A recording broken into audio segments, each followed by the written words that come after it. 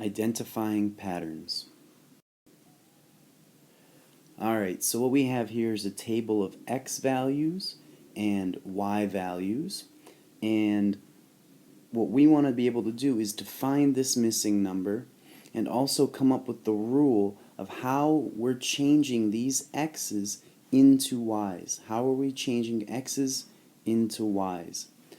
I know that you can figure it out pretty quickly by looking at how are the y's changing. Hopefully you saw it's plus 6. So 6 plus 6 is 12. 12 plus 6 is 18. 18 plus 6 is 24. So that's the easy way.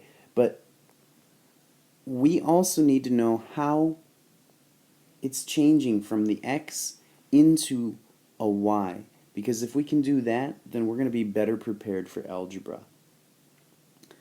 So this actually gives us a hint. How are we changing 1 into a 6 and 2 into a 12?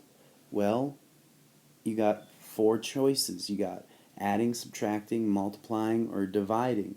And it's kind of jumping out at me that maybe what we need to do is multiply. So we've got 1 times that 6, which was our hint, gives us 6.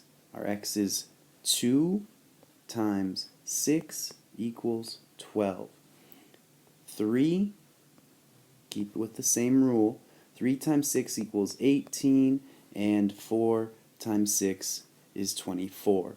So we found the missing number, that's good, but our rule is multiply the x by 6. If you wanted to get really fancy, you could write it as 6 x's equal the y.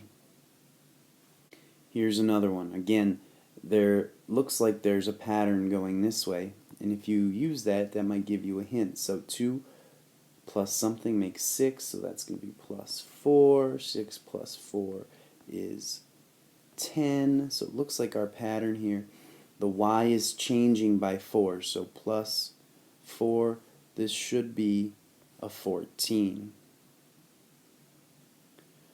Now let's take a look at how it's changing from an x into a y. Well, how do you change a 1 into a 2?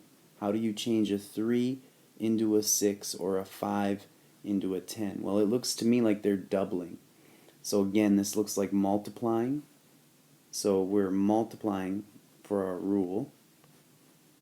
So our rule is to multiply the x by 2, and that will give us a y. So 7 times 2 is 14. And another way to write that rule would be to say 2 x's equal y. Here, this one's an easy one. Why don't you try it? Pause your video and try it, and I will help you answer it in a little bit. So hopefully you paused your video and you found the missing number. Let's try it out. So what we got here is the y is changing by 5, so plus 5 each time, meaning that it's going to be 15 plus 5 is 20.